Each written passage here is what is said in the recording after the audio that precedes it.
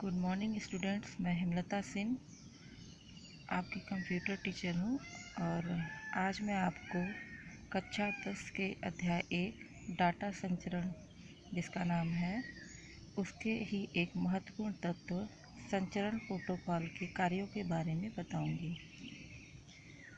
संचरण प्रोटोकॉल की डाटा संचरण में महत्वपूर्ण भूमिका होती है क्योंकि नेटवर्क के जो नियम हैं डाटा संचरण के लिए क्या नियम होंगे इसका निर्धारण संचरण प्रोटोकॉल के द्वारा ही किया जाता है।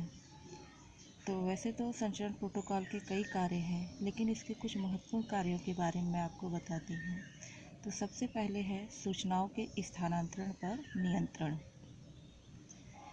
डाटा संचरण जब किया जाता है तो प्रत्येक कंप्यूटर की गति एक समान नहीं होती है। किसी कंप्यूटर की गति तेज होती है और किसी कंप्यूटर की गति धीमी होती है। तो ऐसी स्थिति में एक कंप्यूटर से दूसरे कंप्यूटर पे डाटा का संचरण संभव नहीं होता है। तो संचरण प्रोटोकॉल के द्वारा जो है प्रवाह का नियंत्रण किया जाता है। उदाहरण के लिए यदि हम ये मानते हैं कि जैसे जो सेंडर कंप्यूटर है वो डाटा भेज रहा है और उसकी गति बहुत अधिक तेज़ है और रिसीवर कंप्यूटर है उसकी गति कम है, तो वो डाटा को प्राप्त नहीं कर पाएगा। तो ऐसी स्थिति में संचरण प्रोटोकॉल प्रवाह के नियंत्रण का कार्य करता है। वह डाटा संचरण के लिए सेंडर और रिसीवर के मध्य एक समान गति को बनाता है जिसके कारण प्रेषक ग्राही को डाटा पहुंचा सके। फिर अगला हमारा आता है आंकड़ों का क्रम निर्धारण। आंकड़ों के क्रम निर्धारण से तात्पर्य यह है कि जब सेंडर रिसीवर को मैसेज भेजता है तो पूरी की पूरी सूचना एक साथ नहीं जाती है बल्कि यह सूचना कई भागों में बढ़ जाती है और ये सूचनाएं जो अलग अलग भागों में बढ़ती हैं इनको हम पैकेट कहते हैं। तो ये पैकेट बनाने का काम भी संचरण प्रोटोकॉल के द्वारा ही किया जाता है और ये पैकेट कितनी साइज़ के बनेंगे, बड़े होंगे या छोटे, इसका निर्धारण संचरण प्रोटोकॉल करता है जिससे कि डाटा का संचरण तेज़ गति से किया जा सके और सभी पैकेट को एक रास्ते से नहीं भेजता है, उनको को सुविधा के अनुसार अलग अलग रास्तों से भेजता है जो कि रिसीवर द्वारा प्राप्त किए जाते हैं। लेकिन रिसीवर को जब ये मैसेज प्राप्त होंगे तो वो ये उसी क्रम में प्राप्त होते हैं जिस क्रम में प्रेषक ने इन्हें भेजा होता है।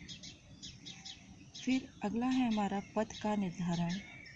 जब डाटा भेजा जाता है सेंडर के द्वारा तो सेंडर से रिसीवर तक, कहने का मतलब यह है कि जो प्रेषक और ग्राही हैं तो प्रेषक से ग्राही तक डाटा को कई रास्तों से भेजा जा सकता है क्योंकि एक कंप्यूटर कई कंप्यूटरों से जुड़ा होता है। तो एक कंप्यूटर से दूसरे कंप्यूटर तक जाने के कई रास्ते होते हैं। तो ऐसी स्थिति में किस रास्ते से डाटा का संचरण किया जाए इसका निर्धारण भी संचरण प्रोटोकॉल करता है। वह सबसे छोटे और सर्वोत्तम पाथ का चुनाव करता है। अगर छोटा पाथ किसी कारण से बिजी है तो उसमें उसको छोड़ के वह उससे बड़े पाथ पे जाएगा और डाटा का संचरण करता है। तो इस तरह से संचरण प्रोटोकॉल पथ का निर्धारण करता है कि डाटा को किस रास्ते से भेजा जाए। अगला है हमारा त्रुटि नियंत्रण। आंकड़ों को जब भेजा जाता है तो प्रदूषण के कारण या अन्य कारण से डाटा का जो संचरण है प्रेषक से ग्राही तक सही रूप में नहीं हो पाता है।